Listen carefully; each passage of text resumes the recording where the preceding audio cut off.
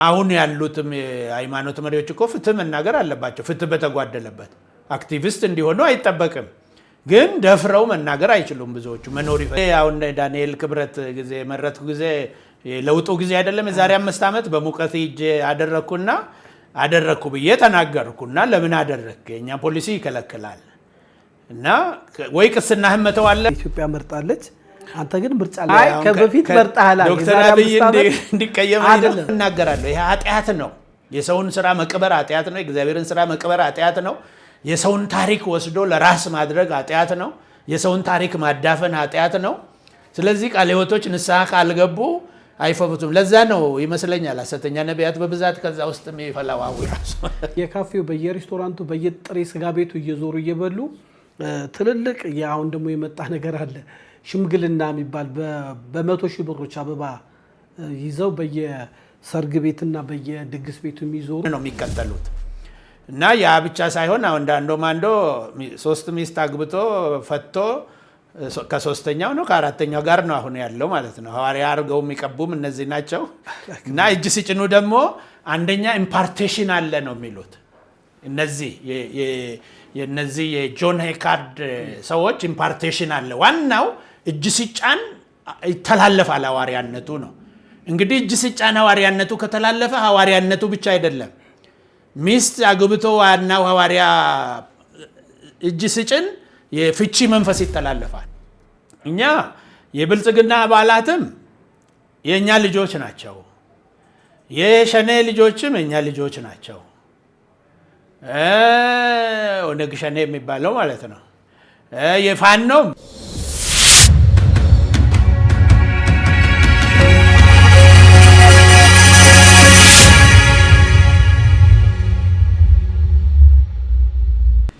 ሰላም የዳሽን ቤተሰቦች ሰላምና ፍቅርን ተመኘን። ይሄ ዳሽን ቲዩብ ነው። ዳሽን ቲዩብ ወደ እናንተ ከመጣች በኋላ ከፍ ባለ ሐሳብ ለእናንተ የተለያዩ እንግዶችን እየጋበዝን ለውይይት እያቀረብን እናንተም ሐሳብ እየሰጣችሁና አሁንም ዳሽን ቲዩብን ሰብስክራይብ፣ ላይክ፣ ሼር፣ ኮሜንት ማድረግና ለብዙዎች ተደራሽ እንዲሆን በተተባበሩን በዚህ አጋጣሚ እየጠየቀን ዛሬ እንግዲህ በወንጌላውያን ቤተክርስቲያን ውስጥ ያሉ የተነሱ ሐሳቦችን የዘወትር ተባባሪያችን የሆኑት ዶክተር ቄስ ግርማ ዘውዴን ስቱዲዮ ጋብዣ ያለው ከእሳቸው ጋር መልካም ቆይታ ይኖረናል። ይህን ፕሮግራም አሁንም ሰብስክራይብ፣ ላይክ፣ ሼር፣ ኮሜንት መደረግ እንዳይረሳ። ቄስ እንግዲህ በተጣበበ ጊዜ በብዙ ድካም ሁሌ ስንጋብዘ በፍጹም ፈቃደኝነት ለዳሽን እየመጣ ሐሳብን እየሰጠ ስለሆነ እጅግ አድርጌ አመሰግናለሁ። እኔም ስለጋበዛችሁኝ አመሰግናለሁ። እግዚአብሔር ይባርካችሁ። አሜን። ቄስ እንግዲህ ብዙ ጉዳዮች የሚቀያየረውና እንደሱ አይነት ባርተሪ አይነት ንግድ ሲስተም ነው የነበረውና ጨው ሰጧቸውና እኔ የምሰጥ ስጦታ ለጥቂት ጊዜ ይጠቅመሃል። ይሄኛው ኢየሱስ ክርስቶስን ብትቀበለው ግን ለዘላለም ድነህ ትቀራለህ፣ ነፍስህም ይድናል ብሎ መሰከሩላቸው። ከዛ ሰውየው መመላለስ ጀመረ። የ15ቱን ቀን በአይምሮ ይዞ አይኑ የማያየው ሰውዬ ተነተነለት እና ፈረንጆች ደነገጡና ይህን ሰውዬ ለምን አናስተምረውም እንደዚህ አይነት አይኪው ያለው ሰው ተብሎ ግቢ ውስጥ አስቀምጠው 1 ዓመት አስተማሩ። ከ1 ዓመት በኋላ ወንጌላዊ አድርገው ሸኟቸው። ከሱዳን ነው ጨው የሚመጣው በዛ በደምቢዶሎ በኩል እና ከባሮ ወንዝ አምጥተው እስከ ባሮ በጀልባ ይመጣል። በጭንቅላት ተሸክመው ወደ ዳገቱ አውጥተው ሰው የሚያርፍበት ቦታ አለ። እዛ ላይ ቤት ሰሩና ነጋዴ ወደ ታችም ሲሄድ ያርፋል፣ ወደ ላይም ሲመጣ ያርፋል። ለአላፊ አግዳሚ ሁሉ መስክር ብሎ እዛ አስቀመጧቸው ማለት ነው። በዛ አይነት ሁኔታ ሲመሰክሩ ሲያገለግሉ የጣሊያን ወረራ መጣ። ከጣሊያን ወረራ በኋላ ነጮች ሁሉ ነቅለው ሲሄዱ እሳቸው ወደ 11 ቸርች የሚሆን ከነቄስ ማሞ ጮርቃን ቄስ ለታዋቀዮ ጋር ሆነው 11 ቸርች ተከሉ። ነጮች ከወረራ በኋላ 11 ቸርች ሲያገኙ ደነገጡ። ግን በወረራው ጊዜ ደግሞ ታስረው ነበረ። የታሰሩበት ምክንያት አንድ አይነ ስውር አለ ኢትዮጵያ ውስጥ ወንጌላ አገልጋይ ነው እና አጽናኑ ተብሎ እንግሊዝ ሀገር ላለ ሌላ አይነ ስውር ክርስቲያን ይነገረዋል። እሱ ደብዳቤ ጻፈላቸው። እኔ እናንተ አሁን በጨለማ ብንሆንም ብርሃን ሲመጣ ያኔ ሙሉ በሙሉ እናያለን የሚል ነገር አለው መልእክቱ። ደብዳቤው እንግሊዝ ጣሊያኖች እጅ ገባ። ጣሊያኖች ሲያነቡ ወደ ፖለቲካ ተረጎሙት። ጨለማ የአሁኑ መንግስት ነው፣ የነገው ብርሃን ነው የሚሉት ኢትዮጵያውያን እንትን ሊያመጡ ነው።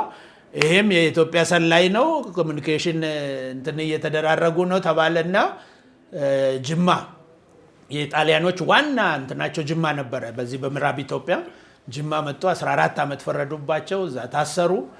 በእንደዛ አይነት ሁኔታ እንግዲህ ቄስ ነበሩ። ከዛ ጣሊያን ከ5 ዓመት በኋላ ተመልሶ ወጡ ማለት ነው። ኃይለሥላሴ ከ5 ዓመት በኋላ ተመልሶ ሲመጡ ቤተመንግስታቸው ገቡ። እንግሊዝ ነበረ ኢትዮጵያን ስትረዳ የነበረውና ወታደሮቹ ምናምን እንግሊዘኛ ያወራሉ። በእንግሊዘኛ ከነሱ ጋር የሚያወራ ሰው ጠፋ እና ጊዳዳ ያውቃል ተብሎ ጊዳዳ ሄዶ ከእስር ቤት ወጥቶ አዋራ። እነዛ እንግሊዘኛ የሚያወሩ የእንግሊዝ ወታደሮች ይዘው ወደዚህ ያመጡ። ወደ ቤተ መንግስት እንግሊዘኛ የሚያወራ ተገኘ ሲባል አፄ ኃይለሥላሴም ለማየት ጓግተው ጠሯቸው። እዚህ የነበሩ ፈረንጅ ነበሩ፣ እሳቸውን ያስተማሩ። እንግዲህ ስትሄድ መጽሐፍ ቅዱስንም ይዘህ ሂድ፣ እኔም ከአንተ ጋር እሄዳለሁ ብሎ መጡ። እዛ ሄደው ጊዳዳ እንዴት ነው እንግሊዘኛ ምንድነ? እንደዚህ ቄስ ጊዳዳ እባላለሁ። እንዴት እንግሊዘኛ ቻልክ? አሜሪካ ሚስዮኖች ናቸው ያስተማሩኝ። እንግሊዘኛ ብቻ አይደለም ጊዳዳ የሚችለው አሉ ፈረንጁ፣ መጽሐፍም ያነባሉ ሲል አፄ ኃይለሥላሴ በጣም ተገረሙ። እንዴ አይነ ስውር እንዴት ያነባል አሉ። የሚያስገርም ነው። ምንም ኖሃው የለም በዛ ዘመን። ምን አይነት መጽሐፍ? የብሬል መጽሐፍ ፈረንጆች አምጥተውላቸው እሳቸው መጽሐፍ ቅዱስን በዛ ያነባሉ። ከዛ ይኸው መጽሐፍ ቅዱስ ተባለ። አፄ ኃይለሥላሴ ሲያዩ ምንም ቀለም የለውም፣ ባዶ ነጭ ነው። ሲያምጣ ምናምን አሉ፣ አዩ። እስቲ እንዲከፈቱና እስቲ እዚህ ቦታ አንብብ፣ እንዳትቀይረው ቦታውን አሉ። ከዛ እንዲህ አድርገው ሲያዩ መጽሐፉ ወደ ታች ተገልብጧል። ጃንሆይ ወደ ታች ተገልብጧል፣ አትቀይር ብለዋል። ፍቃዶ ቢሆን ወደ ላይ ልመልሰው ብለው ጠየቁ። መልሰው ገለበጥኩት እንዴ ምናምን አሉና መልሰው አሉ። ከዛ ሲያነብ ጌታ ሆይ ትሉኛላችሁ ግን እኔ የምለውን አታደርጉም የሚለው ሉቃስ 6 ላይ ያለውን አነበቡላቸው ማለት ነው። በቃ ከዚህ በላይ እንዳትል አሏቸው። ከዛ ምን ትፈልጋለህ አሉ። ለቤተ ክርስቲያኒቱ ፈቃድ እንዲሰጠኝ አሉ። ፈቃድ ጽፎ ሰጡ። የመጀመሪያ ፈቃድ ከጃንሆይ ፈቃድ ተጽፈው የተሰጣቸው ይፈቀድላቸው እንዳትነኩ የተባለው ጊዳዳ ሶለናቸው። ስለዚህ ፕሮቴስታንት ጅማሬው ወይም ወንጌላውያን ቤተክርስቲያን ወለጋ ምድር ነው ማለት እንችላለን መነሻው? አዎ የመጀመሪያው በእርግጥ ትግራይ ውስጥ አለ። አዱሊስ ላይ ነበሩ። የመጀመሪያ ቸርች አዱሊስ ላይ ተቋቋመችው በስዊድን ኢቫንጀሊካል ሚሽን ቤቴል የምትባል ቤተክርስቲያን ነበረች። ከዛ ወደ አድዋ መጣች፣ ወደ አክሱም። አድዋ አንደኛ ደረጃ ትምህርት ቤት እዛ የተሰራው በሚሽኖች ነው፣ ስዊድን ኢቫንጀሊካል ሚሽን ነው። ከዛ ከኦኔሲሞስ በኩል ደግሞ ወደ ወለጋ ገባ ማለት ነው። እዚህ ጋር ቄስ አንድ ፖለቲካ ላወራ ነው። አንድ ጽሁፍ አነበብኩና እነዚህ ሚስዮናኖች የገቡበት ቦታ ላይ አሁን እኚህ ሰውዬ የዶክተር ነጋሶ ጊዳዳ አባት ናቸው። አድዋ ላይም ደግሞ እነ መለስ ዜናዊ የተገኙበት ቦታ ነው እና አብረው ፖለቲካ ያስተምሯቸዋል። ብዙ ፖለቲካ ላይ ወይም በሀገራችን አሁን መለስ ዜናዊን ጨምሮ እነ ነጋሶ ጊዳዳ እነ ሌንጮ ለታ ብዙ የኦነግ መሪዎችም መነሻው ሀሳቡ ከወንጌላውያን ቤተክርስቲያን ጋር የተያዘ ነው። አባቶቻቸው አብዛኞቹ አማኞች ናቸውና ይሄ ነገር ከዚህ ጋር የተያዘ ሚስጥር አለው። ጽሁፍ አንብቤ ነበር። እሱም አለው። በእርግጥ በራሱ ወንጌል መማር ትምህርት ቤትም አብሮ ስለሚሰራ እሱ ራሱ ያነቃሃል። ካሉ ሰዎች ንቃተ ህሊና ይኖርሃል። በሌላ በኩል ደግሞ ሌላ ተልእኮ ያላቸውም ነጮች ይኖራሉ። እነሱም ያውቁትን ያስተምሯቸዋል። ስለዚህ ፖለቲከኞች የሚሆኑትም ከሀገራችን ፖለቲካ በስተጀርባ በሚሽን አሳበው የገቡ ነጮች አሉ። በካቶሊክ ጊዜ በፕሮቴስታንት ጊዜም የተለየ ዓላማ ያላቸው አሉ። ዛሬም ያንኑ ይሰራሉ። ሀገራችንን የሚያምስም አሁን ከዚህ ጀርባ ያለው ብዙ ነገሮች አሉ። ሆኖም ግን አሁን እነዚህን ቄስ ጊዳዳ ሶለንን በምታይበት ጊዜ ወንጌሉ ላይ ነው ብዙ ያተኮሩት ማለት ነው።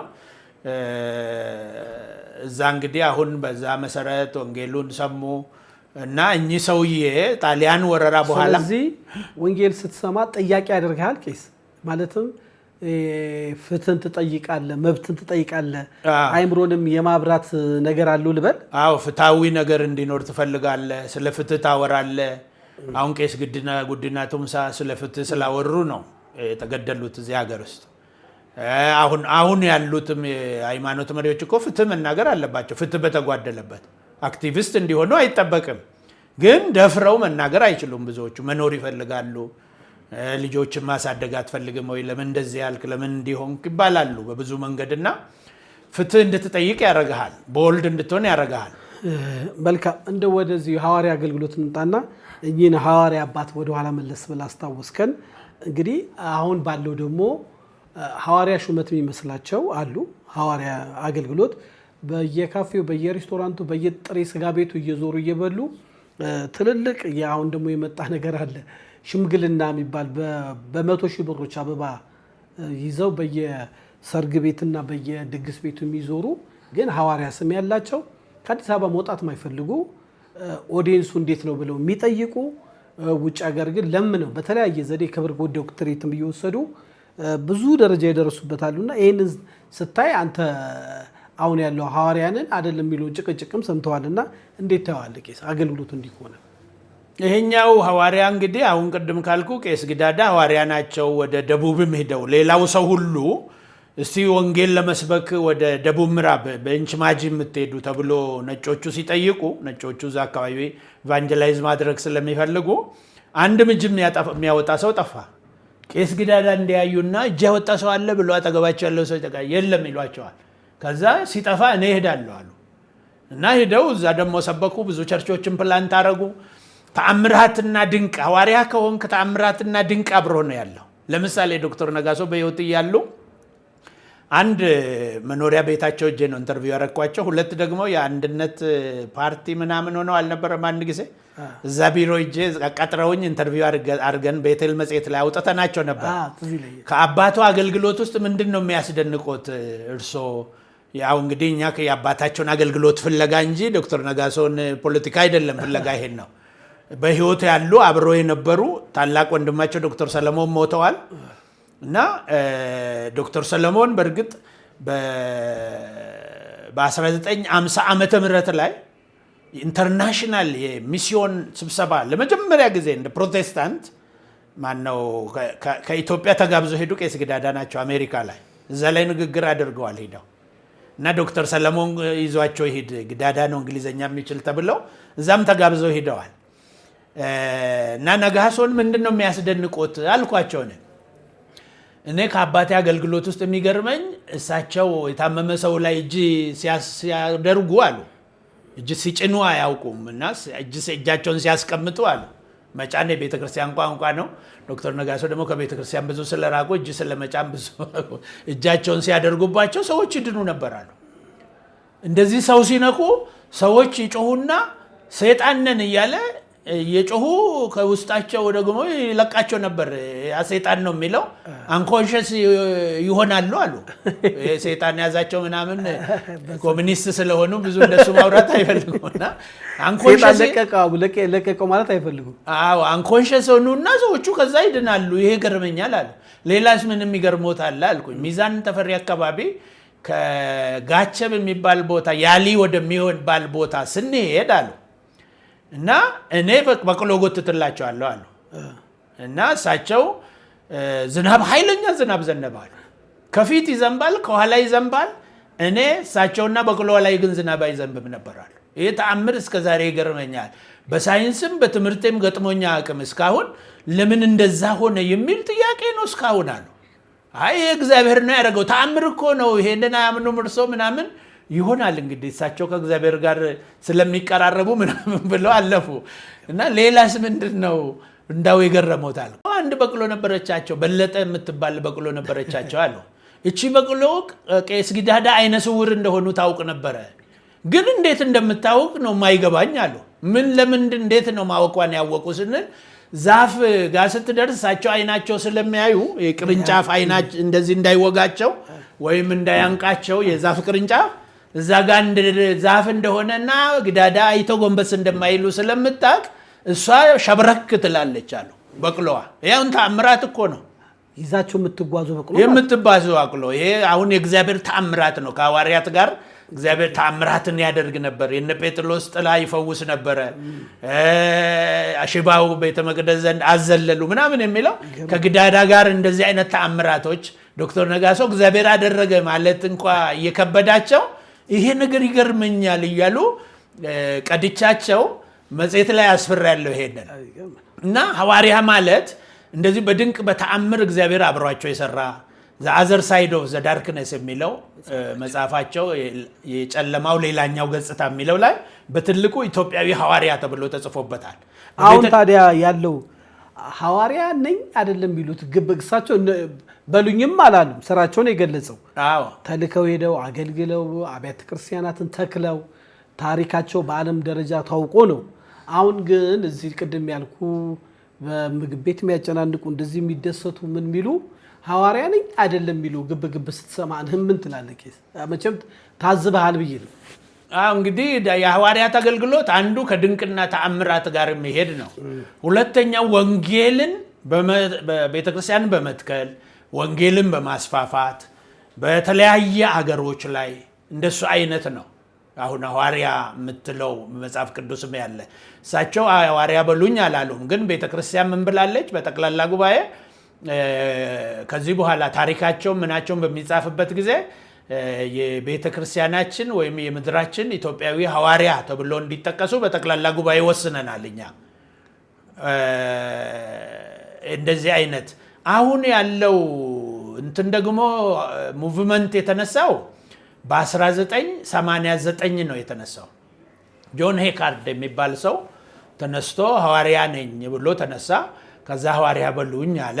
መጥፎ አይደለም ወንጌል ከሰራ እና ስሙ አይደለም ቁም ነገሩ ተግባሩ ነው የሚፈለገው። ክሩሴደር የሚባል እዚህ ሀገርም ቸርቹ ገብቶ ዶክተር ኢዮብ ነው ፓስተር ኢዮብ አምጥቶት ነበረ። ፓስተር ኢዮብም አንድ ወቅት ሐዋርያ ኢዮብ ዶክተር ሐዋርያ ኢዮብ ተብሎ ነበረ። ኋላ ደግሞ ተወ መሰለኝ ሳይቀይረው አይቀርም። አሁን በቅርቡ ደግሞ አላይም ጽሁፎች ላይ ሐዋርያ ኢዮብ የሚል መጀመሪያ እንደጀመረ አሁን ካልተሳሳትኩ ዶክተር ኢዮብ የአእምሮ ልቀት ላይ እየሰራ ነው። አዎ እንደሱ የመጀመሪያ የመጣ ጊዜ ሐዋርያ ኢዮብ ምናምን ብሎ ነበረ የጀመረውና ያ ሰውዬ የዛን ቸርች ፕላንት ያደርገው እሱ ነው የጀመረው በ1989 ዓመተ ምህረት እንደ አውሮፓ አቆጣጠር ማለት ነው። ከዛ ምን አደረገ? በሐዋርያት ሙሉ ስልጣን ነው አገልግሎታችን የጀመርነው አለ። እንደ በጉ ሐዋርያት አሁን የበጉ ሐዋርያት እና የቤተክርስቲያን ሐዋርያት የሚባሉ እነ ጳውሎስ እነ በርናባስ በአይነ ስጋ አይተው ነው። በአይነ ስጋም ያዩ አሉ። በስንት ሺህ ዘመን ልዩነት ያለ ሰው ወይ መጽሐፍ ሊያጽፍ ነው ለሱ እንደ ሐዋርያት መጽሐፍ ላይ ሊያስጨምር ነው ማለት ነው የኔ ስራ ብሎ እንግዲህ ምንድነው ይሄ ሪቫይቫል ይሄ አፖስቶሊክ ሙቭመንት ነው የሚባለው። ከነሱ ቤተክርስቲያን ታሪክ ይቀመጣል እንጂ ሐዋርያ ነኝ ተብሎ እንደዚህ ግብግብስ ያስፈልጋል? ቄስ አሁን የሱ ልጆች ናቸው ነው የምትለኛ? ሪቫይቫልን እናስነሳለን ነው አሁን የሱ ሐሳቤ። ቢነሳ መጥፎ አይደለም። አሁን እነዚህ ናንዶ ማንዶ የሚባሉ ታምራት ታረቀኝም መጥቶ ሐዋርያ ያደረገው ሰውዬ ማለት ነው። እነሱ አሁን የዛኛውን መንገድ ነው ፓተርን ነው የሚከተሉት። እና ያ ብቻ ሳይሆን አሁን ናንዶ ማንዶ 3 ሚስት አግብቶ ፈቶ ከሶስተኛው ነው ከአራተኛው ጋር ነው አሁን ያለው ማለት ነው። ሐዋርያ አድርገው የሚቀቡም እነዚህ ናቸው። እና እጅ ሲጭኑ ደግሞ አንደኛ ኢምፓርቴሽን አለ ነው የሚሉት እነዚህ የነዚህ የጆን ሄካርድ ሰዎች ኢምፓርቴሽን አለ። ዋናው እጅ ሲጫን ይተላለፋል ሐዋርያነቱ ነው። እንግዲህ እጅ ሲጫን ሐዋርያነቱ ከተላለፈ ሐዋርያነቱ ብቻ አይደለም። ሚስት አግብቶ ዋናው ሐዋርያ እጅ ሲጭን የፍቺ መንፈስ ይተላለፋል። የእንትን መንፈስ ይተላለፋል። ጸጋ ነው እሱ አብሮ እኮ ነው የሚሄደው። እሱ እኮ አጣርቼ እመጣለሁ። አሁን አንተ ምን ስትል ሰማው? እዚህ ሀገር አሁን ሐዋርያ ግብግብ የሚፈጥሩት መብታቸው ነው። ልክ አሁን አንዳንድ ሰው ሻምበል ሳይሆን ወይ ውትድርና እውቀት ሳይኖረው ሻምበል የሚባል ሰው አለ። ስሙንም የኛ ቄስም አለ አሁን ስሙ ሻምበል ነው። ስለዚህ ሐዋርያም ነኝ ካለ ሐዋርያ ሳይሆን በመብቱ ነው ስሙን ብቻ ነው የተሸከመው መጠቀም ይችላል። አሁን የጳውሎስ ኞኞ ልጅ ሐዋርያ ነው ስሙ ሐዋርያ ጳውሎስ ኞኞ ነው የሚባለው። እና ልክ እንደ ጳውሎስ ኞኞ ልጅ ሐዋርያ ቢባሉ ስም ነው፣ ምንም ችግር የለው። አሁን ቄስ ዮናስ አይጠሩ። አንድ ጊዜ ደብረ ዘይት ስብሰባ ላይ አንድ ለ50 ሰዎች ተብሎ በአንድ ተቋም ተጠርተን ነበረ የመሪዎች እንትን የሚል እነ ጆን ዘጸአት እንትን የሚሉት እዛ ላይ ቅድም ዘላለም ሐዋርያ ዘላለምን ማለት ነው። ሐዋርያ ማለት አይፈልጉም አይሉም፣ እውቅናም አይሰጡም እነሱ። ሐዋርያ ላለ ማለት ፈለገ። ወንድማችን ዘላለም ቅድም እንዳለው አለና ያው ሐዋርያነቱ እኛ ስለማንጠቀምበት በሚል ብቻ የሆነ ቃላት አስከተለና አለፈ ማለት ነው። እኔ ደግሞ ለመጥራት አልቸገርም። አሁን ልክ እንደ ጳውሎስ ኞኞ ልጅ እንጂ በአገልግሎታችሁ አታምኑ። ነብዩ የሚባል ሰው አለ። አሁን ለምሳሌ ነብይ ሳይሆን ነብይ ዝም ብሎ ስሙ ነብዩ በቀለ የሚባል አሁን እኔ ጓደኛ የኛ ቸርች አገልጋይ ነብይ በዞረበት ሳይዞር ነብዩ ስሙ በቃ ስሙ ነው። እና ልክ እንደ ነብዩ ስም ነብይ ነኝ የሚለውንም ነብዩ ገሌ ነብይ ገሌ ብትለው ስም ነው። ሻምበል የሚባል የኛ ቄስ አለ ብያለሁ።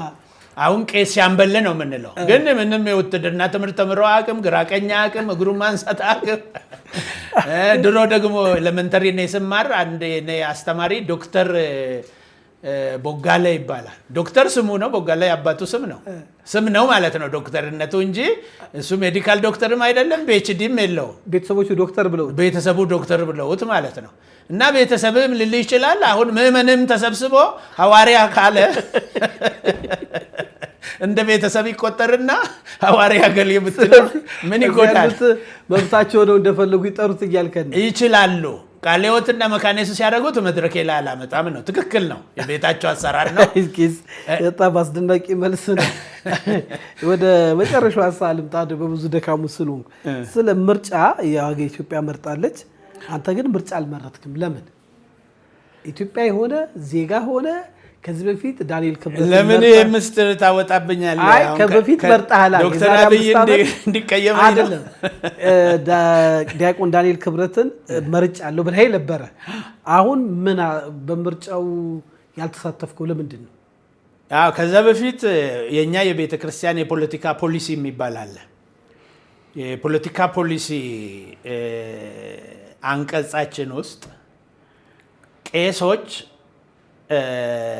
የትኛውንም የፖለቲካ ፓርቲ አይደግፉም ይላል። ዋና መሪዎች ሲሆኑ ኃላፊነት ሲደራረብ ደግሞ በጣም መጠንቀቅ አለባቸው ይላል። ምክንያቱም የእያንዳንዱ ፖለቲካ ፓርቲ የገዥም ይሁን ተፎካካሪ ፓርቲ አባላት የቤተ ክርስቲያናችን አባል ሊሆኑ ይችላሉ። ስለዚህ አንዱን ከሌላው ማስበለጥ፣ የአንዱን ፓርቲ መደገፍ፣ የሌላውን መቃወም አይገባውም። ልጆቹን ሁሉ እኩል ማየት አለበት። ቄስ ከሆነ ምዕመናን ይችላሉ መብታቸውን እንዲጠቀሙ ሄደው እንዲመርጡ ድጋፍ መስጠት ምክር መስጠት ይችላል። ቄሱ ምረጡ፣ መብታቸውን ተጠቀሙ ይላል። ራሱ ግን ልጆቹን አይለይም ነው። ስለዚህ ላለመለየት አልመረጥክም። ላለመለየት አንዴ አሁን ዳንኤል ክብረት ጊዜ መረጥኩ ጊዜ ለውጡ ጊዜ አይደለም የዛሬ 5 ዓመት በሙቀት ሂጄ አደረግኩ ብዬ ተናገርኩና ለምን አደረግክ? የኛ ፖሊሲ ይከለክላል እና ወይ ቅስናህን መተው አለብህ ወይ አንዱን ፓርቲ መደገፍ ሌላው መቃወም አትችልም። ለዚህ ነው አንድ ጊዜ ሀብታሙ ያለው ፈርጀውኝ ታሪክ ስለማወራ ታሪኩን ወዴት ወሰዱት? የሆነ የኦሮሞማ መንግስት እንትን ነው ትርክት ፈጥሮ ምናምን አሉ። እኔ ታሪክ ነው ያወራሁት፣ የተጻፈ የተነገረ የተባለ ያነበብኩትን ነው። በሚዲያ ብቻ እንደ ድምፅ ማጉያ ሆኜ አጎላሁት እንጂ ታሪኩ እኮ መሬት ላይም አለ ተጽፎም አለ ወረቀት ላይ። ያንን ሲሉ አይ እኛ እንደሱ አይደለም፣ እኛ የብልጽግና አባላትም የእኛ ልጆች ናቸው፣ የሸኔ ልጆችም የእኛ ልጆች ናቸው። ኦነግ ሸኔ የሚባለው ማለት ነው። የፋኖም እኛ ነው። ኦነግ ሸኔ እንኳ በእንትን ተፈርጇል ከመንግስት በምንድን ነው የሚባለው ይሄ አሸባሪ። እንደገና ደግሞ ህወሓት አሸባሪ ሆኖ ነበር፣ ከአሸባሪነት ስር ወጥቷል። አሁን ህወሓትም የኛ ናቸው ብዬ በሚዲያ ስናገር በቃ ተገላገልኩ። ተው ማለት ነው። ቅድም የሚፈርጁትን ምንድነው ንስሐ ሊገቡ ከመጡ የሁሉም መንፈሳዊ አባት ነን። ወንጌል ደግሞ ለሁሉም እንሰብካለን። እንዲታረቁም ደግሞ እንመከራቸዋለን። ምዕመናኖች ግን የፈለጉትን ፓርቲ መደገፍ ይችላሉ። ይሄ ሁሉ ቤተክርስቲያን የለውም። አንዳንድ ቤተክርስቲያን ደግሞ መሪው ዋናው ራሱ ምርጫ ቦርድ ማን ነው ምርጫ ላይ ሄዶ ተመርጦ ፎቶግራፍ ተነስቶ የመረጠበትን ካርድ ሁሉ ፖስት ያደርጋል። እሱ ደግሞ የነሱ ፖሊሲ ነው፣ የኛ ፖሊሲ ስለሚከለክል ነው።